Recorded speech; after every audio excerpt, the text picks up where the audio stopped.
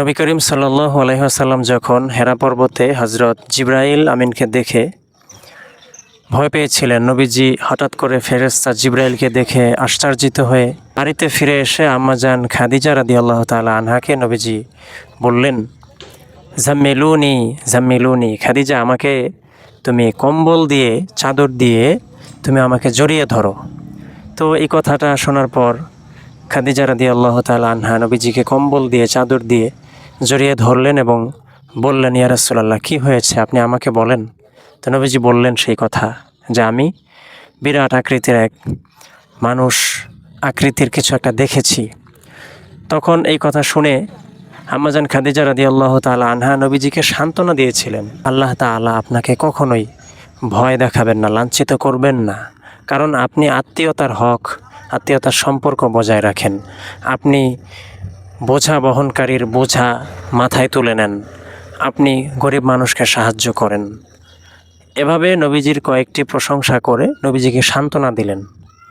এরপর তিনি কী করলেন, ডাক্তারের কাছে নিয়ে গেলেন। সেই ডাক্তার কে জানেন? সেই ডাক্তার হলো আম্মাজান খাদিজা রাদিয়াল্লাহু তাআলা আনহার চাচাতো ভাই ওরাকা ইবনে নওফেল। এই নওফেলের কাছে নবীজিকে নিয়ে গেলেন এবং কি হয়েছে এই ঘটনাটা পুরোটা ওরাকা ইবনে নওফেলকে বর্ণনা করলেন।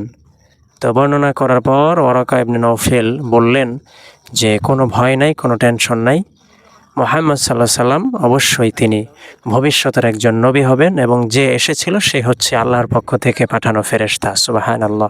তো এই ঘটনা থেকে আমাদের বিশেষ করে মা বোনদের জন্য যে শিক্ষা, সেটা হলো যে স্বামী যখন দিন শেষে খুব ক্লান্ত হয়ে ঘরে ফিরে, তখন মা বোনদের জন্য উচিত হলো সেই স্বামীকে সান্ত্বনা দেওয়া, এমন একটা সান্ত্বনা দেওয়া যে সান্ত্বনা শুনে সে বাহিরের সব দুঃখ কষ্টগুলো ভুলে যায়।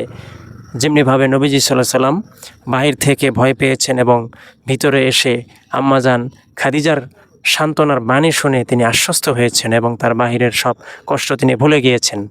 আবার তিনি ডাক্তারের কাছে নিয়ে গিয়েছেন। আমাদের মা বোনেরা অনেক সময় তার স্বামীদেরকে ডাক্তারের কাছে নিয়ে যায় না, ঠিক তেমন আমাদের মা বোনেরাটা কোথায় শিখেছে? আম্মাজান খাদিজা শিখিয়েছেন যে স্বামীকে এভাবে ফেলে না রেখে ডাক্তারের কাছে নিয়ে যেতে হবে, স্বামী টেক কেয়ার করতে হবে। এগুলো আম্মাজানেরা আমাদের মা বোনদেরকে বিশেষভাবে শিখিয়েছেন।